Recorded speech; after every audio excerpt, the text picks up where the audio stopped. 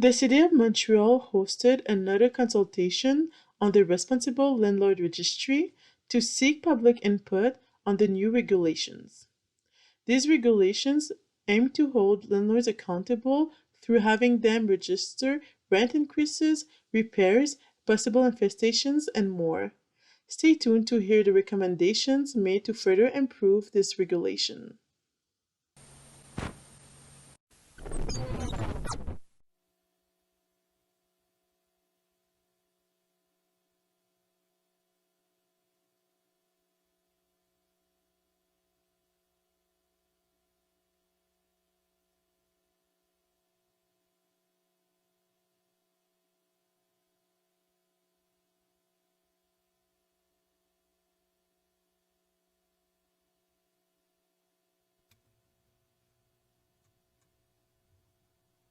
Bonsoir et bienvenue à toutes et tous. Merci d'avoir répondu à l'invitation de la Commission sur les développements économiques et urbains et l'habitation et d'être avec nous en présence ou à distance grâce à la web-diffusion. Ce soir, nous clôturons la consultation publique sur le projet de certification de propriétaires responsables et de registre de loyers. Nous sommes donc réunis en séance publique pour vous présenter et procéder à l'adoption des recommandations de la Commission qui seront ensuite proposées à l'administration. Je me présente, je suis Kayla Monroe, conseillère d'arrondissement à Verdun et présidente de cette commission. J'invite les membres de la commission à se présenter à tour de rôle. Je m'appelle Michelle Flannery, je suis conseillère d'arrondissement à La Chine. Bonjour, Marc-Claude Barry, conseillère d'arrondissement à Pointe-aux-Trembles. Bonjour, Julien Nouratel, conseiller de ville pour Tétroville. Bonsoir, Anne-Marie Sigouin, conseillère d'arrondissement dans le Sud-Ouest. Bienvenue. Bonsoir, François Limoges, maire de Rosemont-la-Petite-Patrie. Bonsoir, Angela Gentile, conseillère de ville de l'arrondissement de Saint-Léonard. Je vous prie d'excuser l'absence de M. Benoît Langevin, vice-président de cette commission et conseiller de ville Pierrefonds Roxborough, et de Mme Josée Troilot, conseillère d'arrondissement à La Salle, qui est aussi membre de la commission, mais qui ne pouvait être des nôtres aujourd'hui. Nous vous avons présenté, lors d'une assemblée virtuelle tenue le 20 avril dernier, les mesures que la Ville propose afin de responsabiliser les propriétaires de multilogements et de favoriser l'accès à des logements sains, sécuritaires ou abordables sur tout le territoire montréalais, soit la certification propriétaire responsable et registre des loyers. Notre démarche de consultation a permis de recueillir votre point de vue sur ces deux mesures et de vous entendre sur ce qui pourrait être fait pour les bonifier ou pour mieux les adapter aux besoins des Montréalaises et des Montréalais. La Commission a reçu les mémoires et opinions du public du 20 avril au 3 juin, puis a tenu 2 audiences publiques d'audition des mémoires et avis le 31 mai et 8 juin 2022. La Commission a reçu 25 mémoires provenant essentiellement d'associations et d'organismes. Elle a reçu 5 avis courts de citoyennes et citoyens. Afin de susciter une participation large de la population montréalaise, une page dédiée à ce dossier a été créée sur la plateforme de consultation en ligne de la Ville de Montréal, Réalisons Montréal, Making Montreal. La plateforme a été utilisée pour diffuser les informations sur la consultation et pour recueillir des réponses de citoyennes et de citoyens à un questionnaire de 6 questions sur le projet. 56 personnes ont répondu au questionnaire. Les réponses soumises à travers le questionnaire ainsi que tous les avis présentés à la Commission sont accessibles sur la page dédiée de la Commission. Enfin, la Commission a invité les personnes intéressées à participer à une table ronde citoyenne en français et en anglais qui a eu lieu le 8 juin 2022 dans l'arrondissement Côte-des-Neiges Notre-Dame-de-Grâce. Les citoyens et citoyennes ont répondu à des questions sur les objectifs de la certification. Leurs réponses ont été anonymisées et utilisées par les commissaires dans leurs réflexions. C'est avec l'ensemble de ces mémoires, de ces avis et des réponses aux démarches de consultation que les membres de la Commission ont élaboré leurs recommandations qui seront adoptées un peu plus tard ce soir. La Commission doit maintenant procéder à l'adoption de l'ordre du jour de cette Assemblée. L'Assemblée se déroulera comme suit. Tout d'abord, je ferai la lecture des recommandations et nous présentons à l'administration. Je soumettrai ensuite ces recommandations aux membres de la Commission pour adoption. Après une pause, nous passerons à la période de questions et de commentaires du public. J'appellerai d'abord les personnes présentes dans la salle ce soir. Puis je lirai les questions et commentaires reçus à travers le formulaire disponible sur la page web de la commission. Ce formulaire restera ouvert jusqu'à la pause.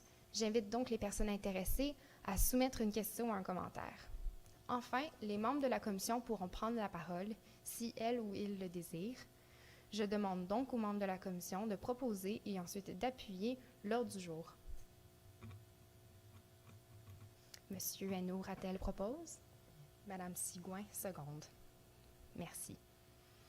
Avant d'aller plus loin, nous devons procéder à l'adoption des procès-verbaux des assemblées publiques tenues par la commission les 20 avril, 31 mai et 8 juin 2022. Je demande donc encore une fois un proposeur et un appuyeur pour adopter ces procès-verbaux. Madame Barry propose.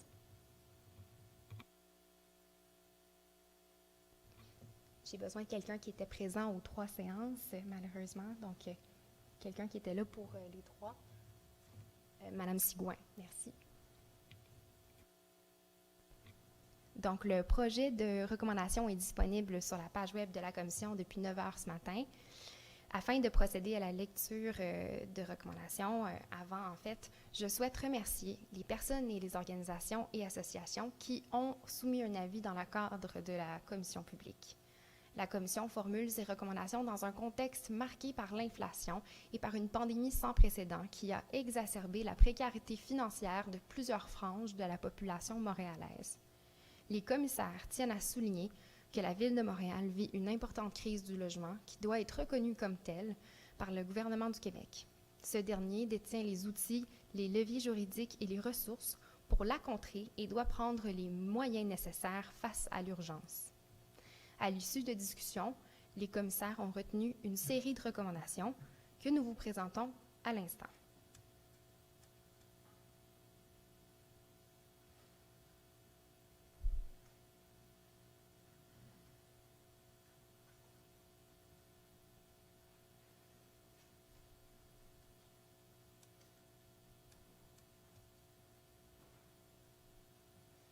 Nous allons attendre que les recommandations viennent à l'écran. Voilà, merci beaucoup. Donc, bien entendu, on peut commencer par la première recommandation. Au terme de ces travaux, la Commission recommande à l'administration de procéder à l'implantation de la certification propriétaire responsable et du registre des loyers et renforcer les actions entreprises pour maintenir la salubrité, l'abordabilité et la qualité du parc locatif à Montréal. Et comme deuxième recommandation, intensifier les représentations auprès du gouvernement du Québec pour réclamer un financement massif et soutenu de l'habitation et le maintien, la réhabilitation et le développement du parc immobilier locatif, social, abordable et communautaire. Dans le premier bloc, qu'on a intitulé « Responsabilité du gouvernement du Québec », la Commission recommande à l'administration d'intensifier les représentations auprès du gouvernement afin que soit instauré un registre des loyers à la grandeur du Québec, et ce pour l'ensemble du parc locatif du Québec, et que les données contenues dans le registre de la Ville de Montréal y soient intégrées pour qu'à terme, le registre québécois devienne l'unique registre. En recommandation 4, la Commission recommande à l'administration de demander au gouvernement du Québec un meilleur financement du programme Rénovation Québec afin de bonifier les programmes Réno-Logement abordable et Rénoplex. En cinquième recommandation, demander au gouvernement du Québec un meilleur financement des groupes communautaires qui soutiennent les locataires.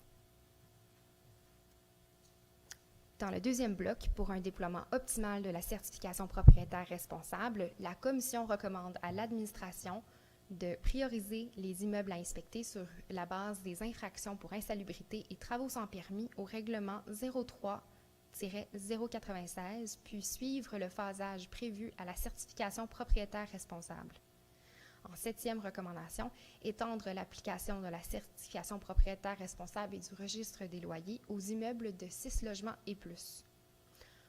En huitième recommandation, augmenter significativement les ressources dédiées et le nombre d'inspecteurs au service de l'habitation et dans les arrondissements afin de réduire les délais de réponse aux plaintes formulées en vertu du règlement 03-086. Toujours dans le même bloc, En 9e recommandation, mettre en œuvre une campagne de sensibilisation auprès des locataires montréalais, clarifiant les objectifs de la certification propriétaire responsable, leurs droits, les délais et les recours, les bonnes pratiques liées à l'insalubrité et qu'elles comprennent des communications en version papier.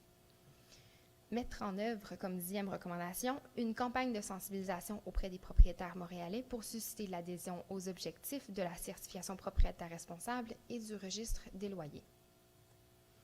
En 3e bloc, qui s'intitule « Développer le registre des loyers », la Commission recommande à l'administration, en 11e recommandation, de mettre en place des outils pour recueillir chaque année l'information concernant le montant du loyer, en exigeant des propriétaires qu'ils déclarent le montant de chacun de leurs loyers pour maintenir une certification à jour.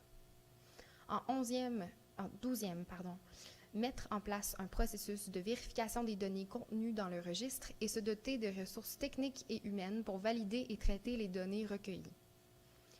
En 13e recommandation, publier les données du registre des loyers en format données ouvertes et accessibles en préservant la confidentialité des données nominatives. En 14e, promouvoir auprès des citoyens et citoyennes qui n'ont pas accès à Internet les stations accessibles dans les bibliothèques dans chacun des arrondissements pour consulter le registre des loyers. En 15e, ultimement, et en tant qu'un registre québécois n'est pas implanté, étendre l'obligation de déclarer le montant du loyer dans le registre des loyers à tous les propriétaires montréalais, peu importe le nombre de logements qu'ils détiennent. Le 4e bloc s'intitule « Accompagner les locataires et éviter les évictions pour rénovation ». La Commission recommande à l'administration de, lorsqu'un avis de détérioration ou de non-conformité grave est déposé à l'encontre d'un propriétaire, renforcer les mesures d'accompagnement des locataires dans la relocalisation temporaire et s'assurer que les travaux sont conformes. En 17e recommandation, encourager les arrondissements à protéger le parc locatif en réglementant de manière à limiter les fusions et les subdivisions lors de la réalisation des travaux de rénovation. En 5e bloc, qui s'intitule « Se doter d'un outil informatique puissant pour mettre en œuvre la certification et le registre des loyers dans les arrondissements montréalais », la Commission recommande à l'administration de prioriser l'implantation d'un système de prise de données simple, efficace et qui soit partagé de façon concertée entre les services de la ville-centre et des arrondissements et qui prennent en compte leurs différentes réalités et besoins. En 19e recommandation, s'assurer que le système permette de compiler les données recueillies pour effectuer des analyses et des comparatifs. En 6e bloc, qui s'intitule « Améliorer le soutien aux propriétaires pour maintenir la qualité du parc locatif », la Commission recommande à l'administration d'augmenter les montants accordés pour soutenir les propriétaires dans la réalisation des travaux d'entretien et de mise à niveau de leurs bâtiments, selon les sommes allouées par le gouvernement du Québec. En 21e et dernière recommandation, faire une évaluation en vue de l'implantation d'un mécanisme de valorisation des propriétaires responsables. Merci. Nous allons à présent procéder à l'adoption des recommandations. Je demande donc à une personne de les proposer et une autre pour les appuyer. Madame Barry propose. J'appuie. Merci, Madame Flannery. Les recommandations sont donc adoptées. La Commission déposera son rapport et ses recommandations à la séance d'octobre du Conseil municipal. Il reviendra au Conseil municipal et au comité exécutif d'y donner les suites nécessaires. Nous prendrons maintenant une pause de 10 minutes afin de poursuivre l'Assemblée avec les questions et commentaires des membres du public et la période de commentaires des commissaires. Merci.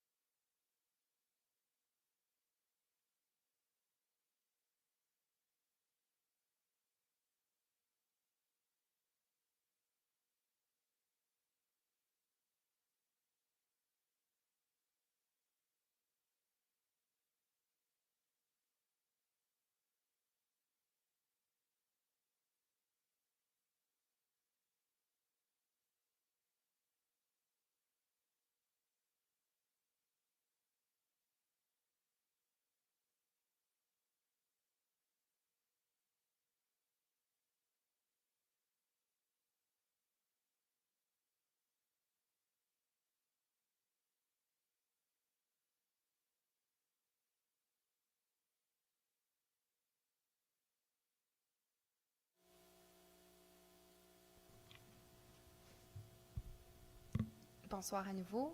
Nous sommes maintenant à la période de questions et de commentaires du public. Je vais d'abord inviter, par ordre d'inscription, les personnes qui se sont inscrites et qui sont présentes ce soir à poser leurs questions. Je vais vous demander de vous limiter à une seule question ou un seul commentaire et d'aller directement au point. La première personne à prendre parole est M. Martin Blanchard du regroupement des comités logements et associations de locataires du Québec, RECLAC. Bonsoir, merci. Je voudrais d'abord reconnaître le travail qui a été fait et saluer vraiment chaleureusement les recommandations qui sont soumises. C'est vraiment un bon travail. Il y a plusieurs recommandations qui font vraiment pousser la machine dans le bon sens. J'aimerais profiter de mon temps de parole pour faire donc une très courte remarque. C'est vraiment là, de voir si les démarches peuvent être faites pour s'assurer auprès du tribunal administratif du logement qu'il y ait une procédure normée de transmission des données du registre. C'était une recommandation qu'on avait faite, là, mais de juste être sûr que ce soit possible pour faire en sorte que la loi puisse, que les engrenages puissent marcher. On comprend là, par rapport aux ressources de la Ville de Montréal qu'on va limiter aux immeubles de 6 logements et plus la certification. On a demandé le RECLAC que tout le parc locatif soit englobé. Est-ce que ce serait possible de profiter quand même là, d'un processus de certification pour réduire les délais et pour simplifier toute la procédure de traitement de plainte, non seulement pour les locataires qui sont dans le cercle des 6 logements et plus, mais pour tous les locataires, même les locataires qui sont dans des immeubles de moins de 6 logements, pour améliorer encore là le traitement et qu'il soit plus rapide, puisque une des raisons pourquoi les problèmes traînent et qu'on ne se rend pas au bout de ce processus-là, c'est la lenteur du délai de réponse, la complexité et les comités logements, on est là pour accompagner, mais on ne peut pas accompagner tout le monde. Donc, voilà, ce serait réellement là de voir, parce que puisque dans les recommandations que j'ai lues, recommandations 8 et 18, là, on parle de réduire le délai et qu'il y ait une concertation entre les arrondissements. Et je voudrais simplement là, donc encourager à ce que ce travail-là recouvre tout l'ensemble du parc locatif, s'il n'est pas possible d'inclure tous les logements dans la certification propriétaire responsable. Merci beaucoup pour vos commentaires et vos questions, M. Blanchard. Merci aussi de reconnaître le travail qui a été fait. J'avoue que j'en suis extrêmement fière. On a réussi à avoir des discussions assez longues et voilà, on est arrivé avec quelque chose qui a été adopté à l'unanimité ce soir. Donc, merci d'avoir commencé par ça. Au niveau des normes du TAL, c'est pour cette raison qu'on a décidé de commencer avec le bloc de responsabilité du gouvernement du Québec et de demander à ce qu'il y ait les bons mécanismes qui soient mis en place. Il faut savoir que la commission, on est en recommandation, on a un peu de difficulté à comprendre exactement les mécanismes puis de l'opérationnalisation, surtout que ça ne dépend pas de la Ville de Montréal, mais bien des instances du tribunal administratif du logement.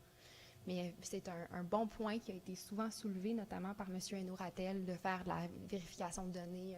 Mes collègues partageaient, l'entièreté des commissaires partageaient cette préoccupation-là, puis on a voulu mettre ce souci-là dans le rapport et dans les recommandations.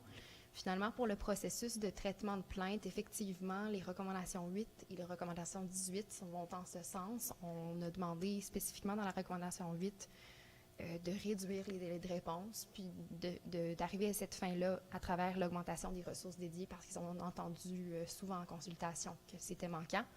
Donc, merci. On va continuer d'aller dans cette direction-là. Je vous remercie. Je pense que ça fait le tour des questions et commentaires. Si je peux me permettre, là, il y a vraiment une chose qui bloque beaucoup, c'est l'exigence d'une mise en demeure pour faire démarrer le processus de plainte. Et ce n'est pas tous les arrondissements qui l'exigent, ce n'est pas tous les services d'inspection, et ce n'est pas pour tous les cas, certains cas oui, certains cas non. Il y a vraiment là une disparité. Et il est clair que dans un contexte légal, on se rend au tribunal, on comprend pourquoi il doit y avoir une signification par une mise en demeure. Mais de toute manière, les inspecteurs vont rappeler les propriétaires, vont s'enquérir de savoir si le problème est réellement le cas. Donc la mise en demeure, là, elle n'est pas réellement nécessaire. Donc, d'après moi, on pourrait déjà réduire grandement la complexité de tout ça en enlevant la nécessité d'une mise en demeure. Merci. Donc, en somme, alléger le fardeau là, qui est relié aux plaintes dans certains arrondissements. Puis le fait que les arrondissements fonctionnent de manière différente a été relevé et discuté aussi par les commissaires. On a mis certaines recommandations qui parlaient de concertation dans ce sens-là. Alors, on note bien là, d'alléger pour les mises en demeure pour processus de plainte en arrondissement, là, de passer ce message-là. Merci. La deuxième personne présente dans la salle qui s'est inscrite serait M. Gaétan Roberge du comité Logement Ville-Marie. Je vous invite, M. Roberge, à prendre parole. Le sujet, c'est résidence pour aînés. Oui, bonsoir, madame, bonsoir, messieurs. Merci de nous recevoir. D'abord, un léger commentaire. Bravo pour la commission aussi. Vous avez été assez ambitieux. Les comités de logement, on participe à plein de choses et sans exagérer, assez souvent, c'est comme mis de côté ou c'est à moitié. Là, dans l'ensemble, on reconnaît beaucoup de choses qui sont extrêmement essentielles. Surtout au niveau du financement. Non seulement, c'est rare qu'on le note, mais vous avez noté d'améliorer le financement des groupes communautaires, ce qui est exact, mais ce n'est pas tout le monde qui nous épaule. Le financement aussi des services publics, évidemment. Et aussi une mesure qu'on attendait depuis longtemps, qui est l'aide lorsqu'il y a des évacuations lors des rénovations, qu'il y ait du support de l'aide. Parce qu'une des interventions que nous, on avait fait comme organisme, c'était de dire que c'est beau, on s'occupe du cadre bâti, mais il y a des gens qui vivent là. Donc, c'est très bien. Donc, dans l'ensemble, on est très contents. Puis, les comités de logement, je pense qu'on attend, c'est de voir comment ça va se comporter une fois tout ça, une fois que ça va avoir été adopté, comment ça va se mettre en branle et que ça va se mettre rapidement. Et nous, on a juste un petit bémol, c'est que dans une des recommandations de notre organisme, on souhaitait que ce qu'on appelle les résidences privées pour aînés soient soumises à la certification. Et à ma surprise, corrigez-moi si je me trompe, mais ça ne l'est pas. Et j'aimerais savoir pourquoi est-ce que vous ne les avez pas incluses. Ça, je ne comprends pas. Puis nous, on aurait vraiment souhaité qu'elles le soient.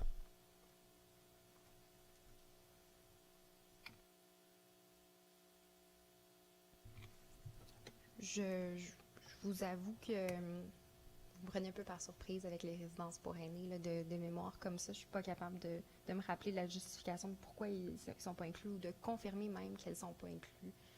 Je pense qu'il y a beaucoup de juridictions au niveau du gouvernement du Québec dans le système de santé à travers les RPA. On travaille sur d'autres fronts. Juste cette semaine, à travers différents arrondissements, et la semaine dernière aussi, il y a eu des gestes qui ont été posés là, par rapport au RPA. Ouais.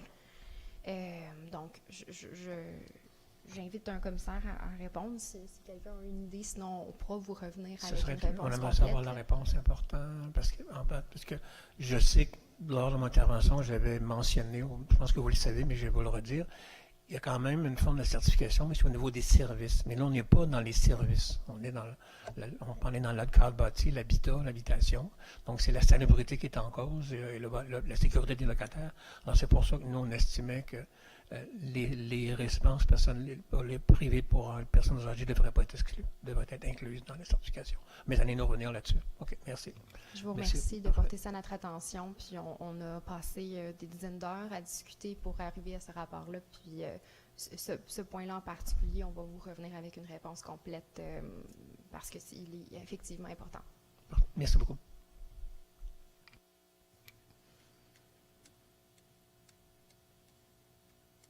Donc, la réponse sera transmise par écrit, juste pour terminer là-dessus. Monsieur Martin Lalonde serait la troisième personne qui s'est inscrite. L'organisme représenté s'appelle Exequo. Puis, on parle ici d'adaptation de logement. Je vous invite à prendre parole, Monsieur Lalonde. Oui. Comme mes collègues aussi, j'ai vu vos recommandations. On est d'accord avec la quasi-totalité. Recommandation 15, que ce soit implanté pour tous les loyers. Ultimement, c'est quelque chose qu'on voit d'une manière très positive, le plus rapidement possible, à notre avis. Dans le fond, je tiens à préciser que je n'étais pas encore à l'emploi d'Exequo quand il y a eu la consultation. Donc, je ne crois pas qu'il y ait eu le commentaire fait par l'organisme à ce moment-là. Ma question, c'est que je voyais que dans le document certification propriétaire responsable, le projet, il y a toute une question sur l'accès, mais ça concerne seulement tout ce qui n'est pas l'intérieur du logement. Dans le fond, il y a les portes principales, il y a pour les corridors qui sont bien éclairés. Est-ce que les issues de secours sont libres de tous obstacles? Donc, nous, on se demandait pourquoi est-ce que ça n'inclurait pas l'information sur l'intérieur des logements.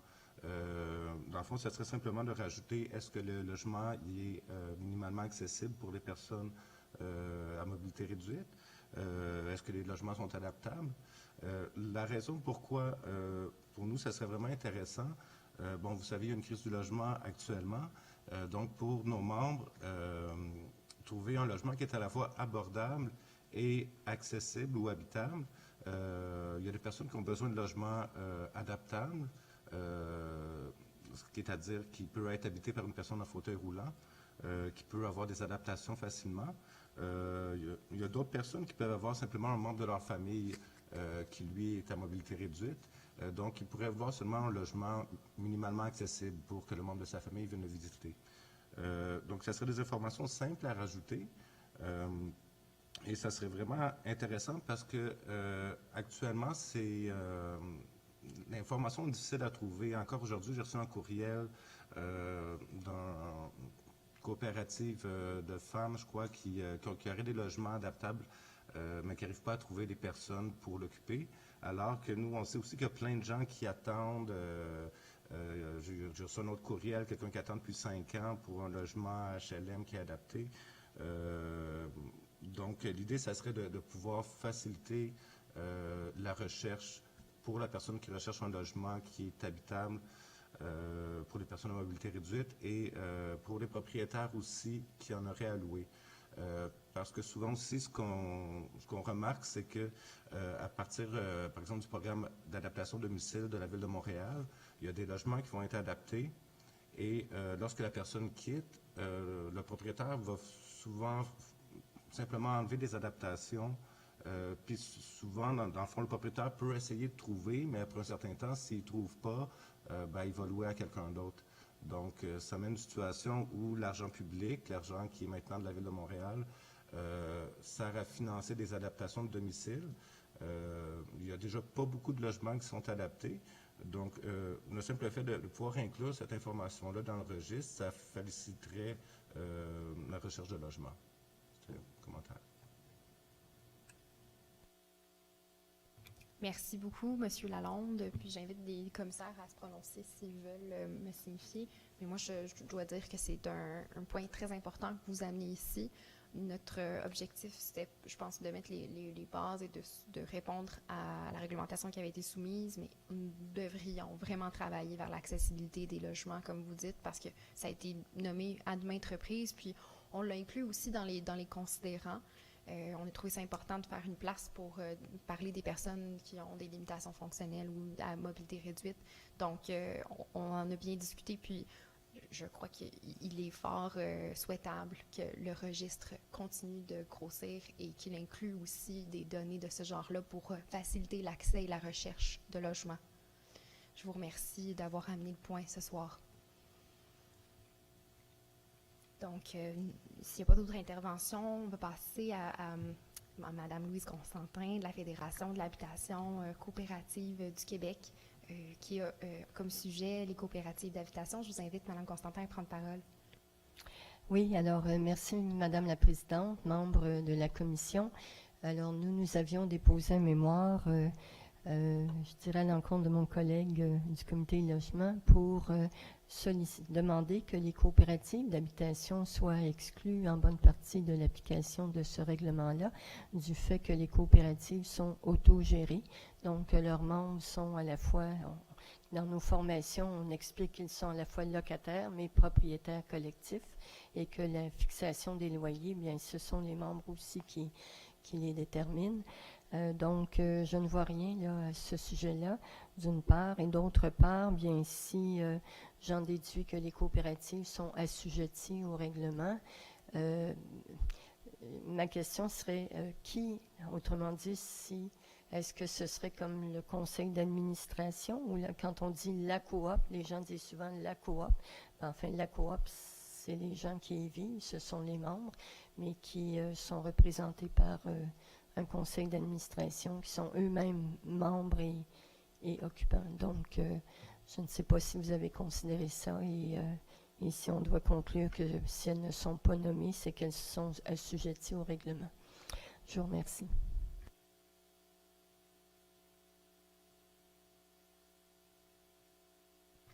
Oui, bonjour.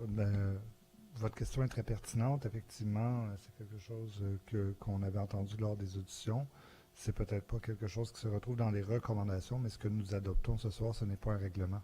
Ce sont des recommandations au comité exécutif de la Ville de Montréal qui devra ensuite les prendre et faire un retour là-dessus. Ça fait qu'à ce stade-ci, la commission recommande, mais ça n'a pas force réglementaire pour l'instant.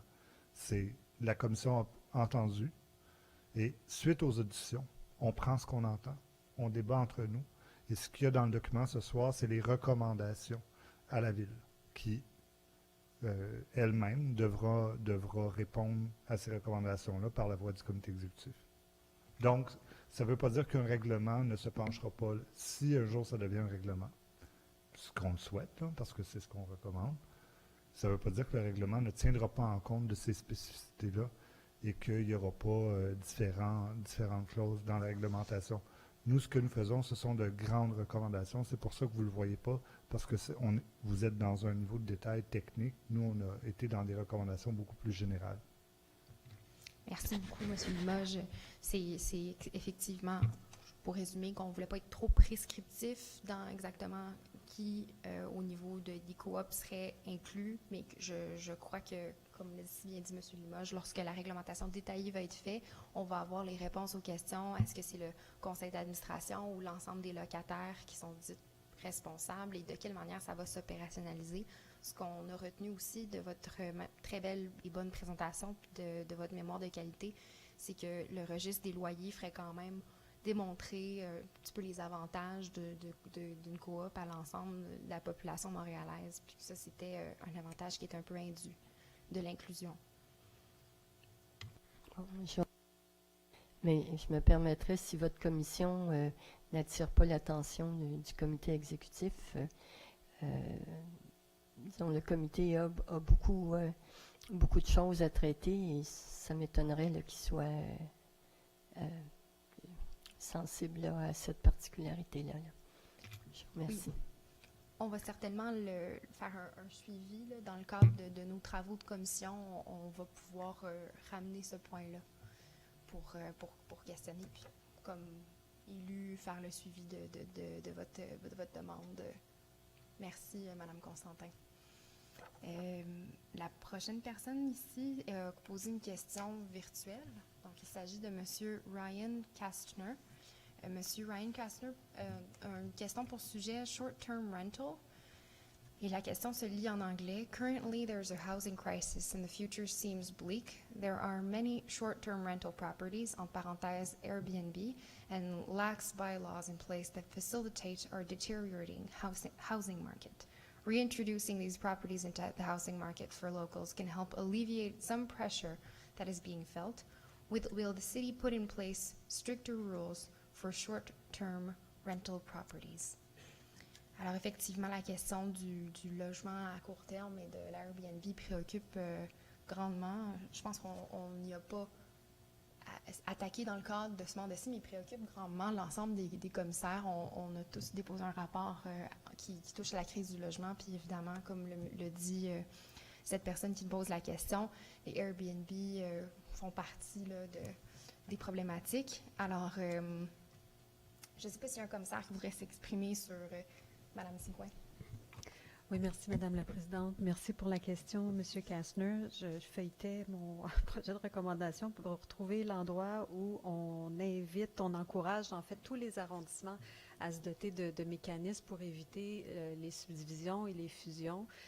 Subdivisions dans ce cas-ci, justement pour éviter que des travaux de rénovation majeure mènent à la perte de grands logements pour en créer de très petits qui sont plus susceptibles d'engendrer ce genre d'activité-là par la suite, même si c'est dans des secteurs où un arrondissement a pu interdire cette pratique.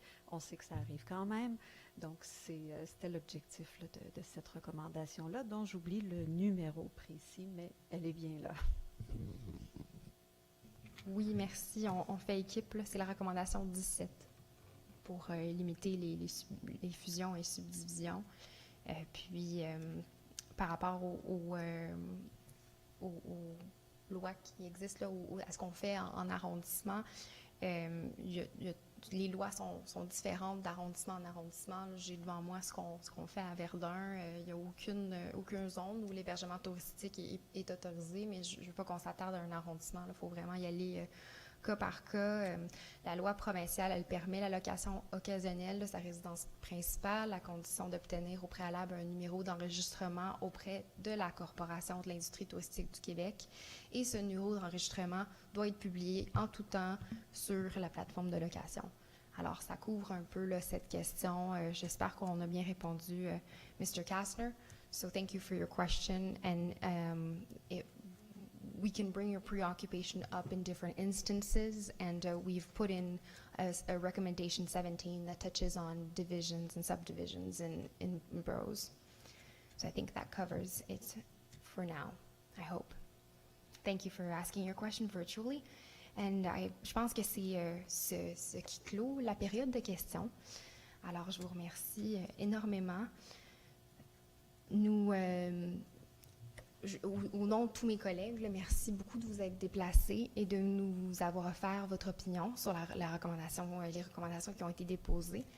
Nous avons passé à la période de questions en ligne, donc c'est déjà fait, ça va rondement ce soir. J'invite maintenant mes collègues commissaires qui le souhaitent à prendre la parole sur l'ensemble des recommandations et je vous invite à être concis ou concise dans notre intervention, quoique nous sommes... assez tôt dans la soirée, donc si quelqu'un veut commencer avec un mot de commissaire. Monsieur Limoges. Oui, merci. Je vais prendre le temps très rapidement là, premièrement de remercier les citoyennes, les citoyens, les organismes et les groupes qui sont venus lors des consultations nourrir notre réflexion avec des mémoires très, très étoffées, très pertinents. On a été choyés comme commissaire d'avoir de nombreux groupes qui sont venus déposer des mémoires, mais des mémoires d'une grande qualité avec énormément de recherche. Alors ça, c'est du temps que la société civile nous a donné et qui permet de nourrir une réflexion municipale et d'avancer les dossiers. On peut s'appuyer sur des données qui nous sont fournies par des gens qui sont passionnés par le sujet de l'habitation. Alors, M. Blanchard est là, je vois plein de gens qui sont passionnés, que je vois à plein de reprises qu'on parle d'habitation. M. Ryan est venu, notre ancien collègue, les gens de Vivre en Ville. Alors, les gens des différents comités logement, c'est vraiment apprécié d'avoir fait cette contribution-là. Je veux aussi prendre quelques secondes pour remercier et féliciter notre présidente, Kayla Monroe, dont c'est la première présidence de commission depuis elle a été élue en novembre dernier et qui a su diriger nos travaux avec un grand esprit de collégialité dans le souci de rallier vraiment là, avec un effort constant de rallier les opinions, les positions, de revenir. Je sais qu'elle a fait beaucoup comment je pourrais dire, qu'elle a fait beaucoup de téléphones, d'appels, de textos, de courriels pour parler aux gens de la commission, ressouder tout le monde, revenir, parce qu'il y a eu des échanges naturellement très passionnés là-dessus. C'est un sujet extrêmement important, c'est un sujet fondamental pour la Ville de Montréal. Alors, merci Mme Monroe pour la passion et le dévouement que vous avez mis dans ce travail-là. Ça paraît, puis on est très fiers de vous supporter dans l'adoption des recommandations. Merci énormément. Je vais céder la parole à Mme Sigouin.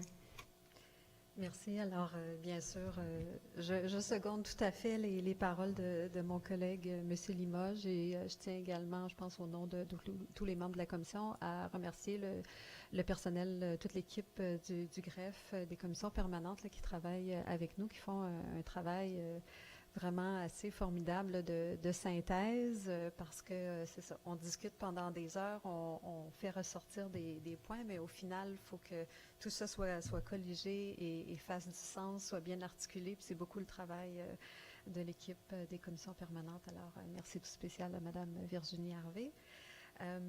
Le petit mot que je voulais faire ici, simplement pour peut-être rappeler que l'esprit du projet de certification propriétaire responsable et de registre des loyers, puis est celui qu'on avait entre nous en élaborant les recommandations, c'était vraiment de garder, d'aller le plus loin possible, d'être le plus ambitieux possible, mais toujours en gardant en tête que la responsabilité de l'habitation à Montréal, mais partout au Québec, c'est celle du gouvernement provincial.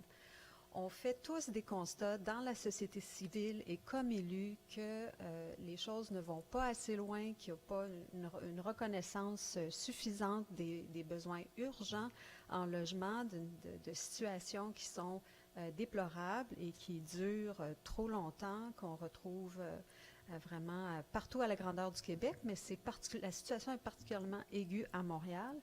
Et la Ville n'a pas tous les leviers pour répondre à ces besoins-là, régler toutes ces problématiques-là.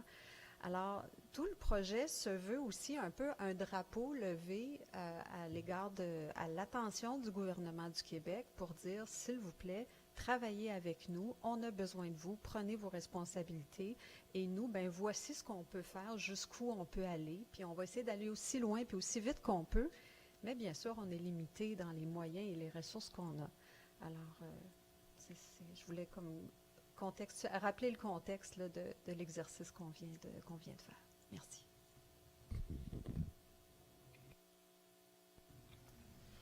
Merci beaucoup, Mme Sigouin. Monsieur Hainaut-Rattel, voulez-vous vous prononcer? Absolument. Merci beaucoup, Madame la Présidente. Un petit peu comme mes collègues qui viennent de prendre la parole, j'ai débuté en remerciant le personnel de soutien des commissions permanentes. Honnêtement, je sais tout le travail qu'on a dû vous occasionner au courant des derniers mois et particulièrement des dernières semaines lors de la rédaction des recommandations. Effectivement, aboutir à un travail de la sorte avec plusieurs commissaires de différents horizons, c'est sûr que ça prend beaucoup de travail, beaucoup de discussions fort intéressantes. Et c'est sûr que ça demande énormément de travail de la part de tout le personnel de soutien. Donc, effectivement, j'aimerais également le nommer. J'aimerais également mentionner la collaboration qui a eu lieu lors de la rédaction de ce rapport, de l'ensemble de la part des commissaires. Je pense qu'on a réussi à avoir de belles discussions franches, ouvertes, qui nous ont permis d'aboutir à une proposition réglementaire qui soit dans l'objectif d'améliorer au mieux ce qui a été proposé par l'administration. Et tout comme le dit mon collègue M. Lima, je tiens à souligner particulièrement le travail qui a été accompli par la présidente de la commission, Mme Kayla Monroe, qui nous a permis justement d'avoir ces échanges entre les commissaires de manière tout à fait équilibrée et qui nous a permis justement de pouvoir échanger librement avec nos positions à chacun. Je vais me permettre de rentrer un petit peu plus dans le fond du sujet que mes précédents collègues, en prenant la parole au nom de mes collègues d'Ensemble Montréal et en élaborant un peu plus sur les différentes recommandations qui ont été mises en place.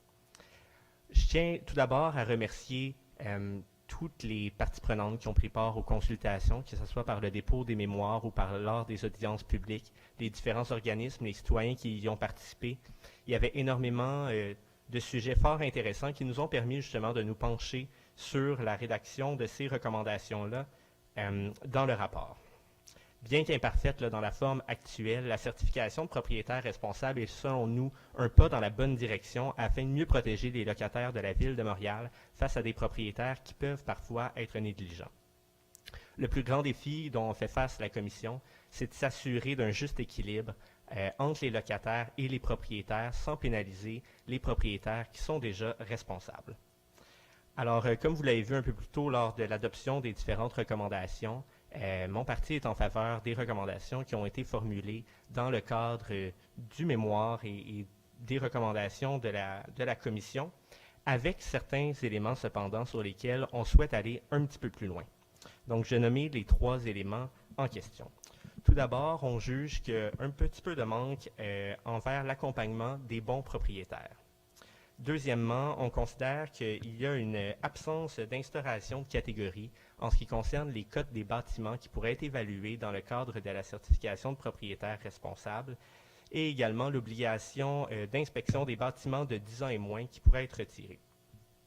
Et finalement, la nécessaire augmentation du financement des arrondissements afin de procéder aux inspections qui sont, comme on l'a vu lors des différentes déclarations des organismes et des citoyens, en très grand manque à la Ville de Montréal. Et finalement, je conclurai avec un petit retour sur le registre des loyers qui reste un élément à surveiller.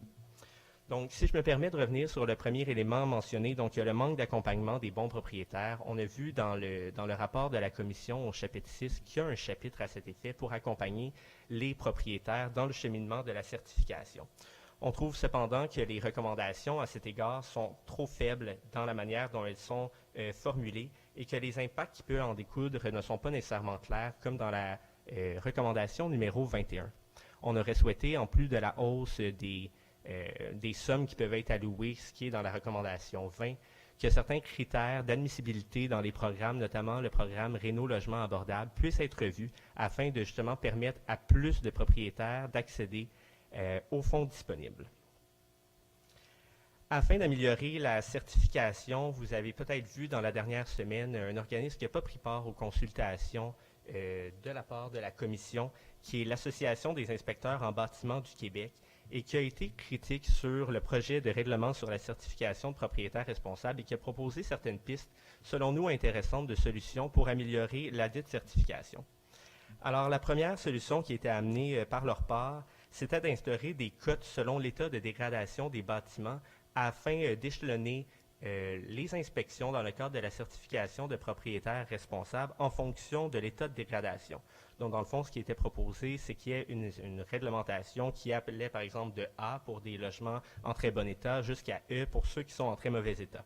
C'est d'ailleurs quelque chose qu'on voit déjà dans le cadre de l'OMHM, qui utilise un indice de l'état de dégradation des immeubles afin de prioriser les travaux qui doivent être mis en branle. Et comme je l'ai dit, l'instauration d'une telle cote permettrait de ne pas pénaliser les propriétaires qui s'occupent bien de leur logement en permettant d'espacer ou de rapprocher les inspections selon la cote attribuée si les logements sont en bon ou en mauvais état. Et finalement, on souhaiterait que les logements qui sont construits il y a moins de 10 ans puissent être soustraits de l'obligation d'inspection dans le cadre de la certification de propriétaire responsable. Sur l'élément du financement des arrondissements, on l'a vu, plusieurs organismes ont soulevé la question du manque d'inspecteurs qu'il y a en ce moment à la Ville de Montréal pour faire respecter la réglementation sur l'insalubrité. C'est une compétence partagée entre la Ville-Centre et les arrondissements, mais la très grande majorité des ressources en inspectorat se retrouvent en arrondissement. On souhaite donc que la Ville de Montréal la Ville-Centre augmente les transferts budgétaires vers les arrondissements afin de permettre aux arrondissements d'engager les ressources nécessaires d'un point de vue d'inspectorat pour permettre, premièrement, de bien faire appliquer la réglementation sur l'insalubrité qui est en place et deuxièmement, de bien mettre en place la certification de propriétaire responsable.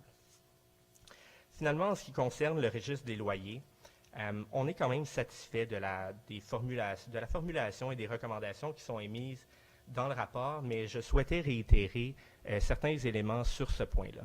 Dans le projet initial qui a été présenté par l'administration et qui était, selon moi, critiquable de ce point de vue-là, le registre des loyers était pris sur la base de la certification de propriétaire responsable, soit aux 5 ans. Je pense que tout le monde peut convenir qu'avoir le loyer d'un logement 5 ans plus tôt, ça a très peu de valeur en ce moment. Par exemple, si on pense au loyer qu'on pouvait retrouver en 2017, c'est très difficilement applicable et analysable par rapport à ce qu'on retrouve en 2022. Donc, on souhaite que, premièrement, le registre des loyers soit annualisé de manière formelle et également, afin qu'il soit utile et utilisable par la suite, il y a certains autres critères qui se doivent d'être appliqués. Alors, premièrement, les données que l'on retrouve dans le registre des loyers se doivent d'être des données ouvertes, mais confidentielles avec les valeurs normatives, comme ce qui a été recommandé par la Commission. Et elles doivent également pouvoir être vérifiables. Dans le projet initial qui a été proposé, c'était uniquement le propriétaire qui avait la responsabilité de déclarer le loyer de ses locataires. Et je vois là un certain enjeu d'un point de vue que s'il n'y a pas un système de double vérification, que ce soit par l'approbation du locataire, par une double signature, par la transmission du bail ou peu importe la technique, de s'assurer de la validité des données. Puisqu'effectivement, comme ça a été mentionné un peu plus tôt, c'est la volonté de, je crois, l'ensemble de la commission que les données qui sont recueillies dans le cadre du registre des loyers puissent être utilisées ultimement devant le TAL, donc devant le tribunal administratif du logement. Et pour s'assurer que cela soit fait, bien, il faut évidemment que les données puissent être vérifiables. Alors, tout ça pour dire que globalement, je réitère l'appui d'Ensemble Montréal aux différentes recommandations qui ont été formulées dans le cadre du mémoire qui a été déposé par la commission. Encore une fois, je tiens à remercier l'ensemble des commissaires pour les différents éléments qui ont été soulevés. Dans le but d'aller un petit peu plus loin sur les différents points que je vous ai soulevés, on va toutefois déposer dans les prochaines semaines un rapport minoritaire, non pas qui va en contradiction avec le rapport de la commission, mais qui va aller un petit peu plus loin sur les autres éléments que j'ai mentionnés. Merci. Merci, M. Nouratel. Est-ce qu'il y aurait d'autres commissaires qui souhaitent s'exprimer? Madame Barry?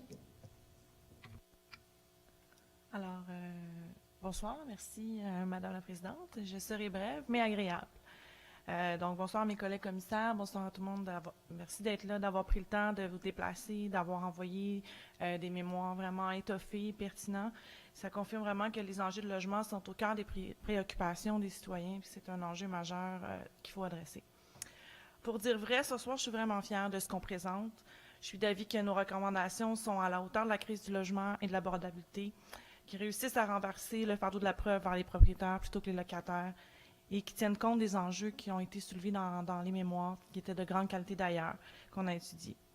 Le but de la certification, d'agir en amont sur l'insalubrité et protéger la qualité du parc locatif, je pense que nos recommandations en ce sens sont tout à fait à la hauteur des enjeux. Ils vont même un peu plus loin en ajoutant un bloc sur l'accompagnement des locataires et aussi pour éviter les évictions, pour rénoviction en fait. Pour ce qui est du registre, nos recommandations aussi sont claires. On en veut un annualisé, évidemment, avec des données valides. Et on invite vraiment Québec à répondre présent et à prendre les responsabilités qui lui incombent. Je voudrais, pour terminer, ajouter ma voix à celle des autres commissaires pour souligner le travail exceptionnel de notre présidente, Kayla, qui a vraiment mené avec brio la commission et le travail qu'on a mené. Et aussi, bien sûr, souligner le travail de Mme Harville, secrétaire recherchiste, qui était très précieux, qui a dû passer de nombreuses heures à bien organiser nos commentaires. Donc, sur ce, je vous souhaite une belle soirée. Merci encore d'être là. Merci beaucoup, Mme Barry. Je ne vois pas d'autres mains levées pour la part de commissaire. Alors, je vais juste conclure pour ma part avec quelques notes pour dire que c'était tout un honneur de présider la commission qui traitait de cette recommandation. La responsabilité, elle était vraie et nous sommes arrivés avec des recommandations que je qualifierais d'ambitieuses. Notre but, c'est d'envoyer un message, comme l'a bien dit mes collègues, à la fois au gouvernement du Québec, puis de mettre une recommandation qui était à la hauteur de la qualité des mémoires qui ont été déposées. Merci beaucoup à tous ceux et celles qui ont pris le temps de nous déposer des mémoires. Le message était très clair. Puis, je veux peut-être revenir sur le commentaire là, des associations qui ont peut-être jugé qu'il n'y avait pas assez de temps pour soumettre des mémoires. On a fait un appel à tous dès avril. Puis on a vraiment fait preuve de bonne volonté. On a donné à l'Association des inspecteurs du Québec des délais supplémentaires parce qu'on voulait avoir de ce genre de données-là. Donc, j'estime que nos responsabilités ont été pleinement remplies et que nous étions à l'écoute. Et vraiment, un grand merci à mes collègues d'avoir travaillé en collégialité. C'est vraiment l'esprit de répondre aux besoins de la population montréalaise en cette crise du logement qui nous a guidés. Ça nous a permis de mettre un rapport adopté à l'unanimité. Alors voilà, c'est un travail accompli et un message clair, je l'espère. Voilà pour mes propres petits commentaires de fin. L'ordre du jour est maintenant épuisé. Il est bientôt l'heure de lever la séance. Alors, encore une fois, je tiens à remercier les membres de la commission pour leur travail rigoureux et leur assiduité, la collégialité de nos échanges et l'esprit et la volonté, l'équipe du service de l'habitation, et en particulier Mme Clotilde Tarditi, M. Martin Alain, Mme Isabelle Lucier, et Mesdames Geneviève Pro et Pascal Gagnon-Boucher, pour leur accompagnement constant dans notre démarche.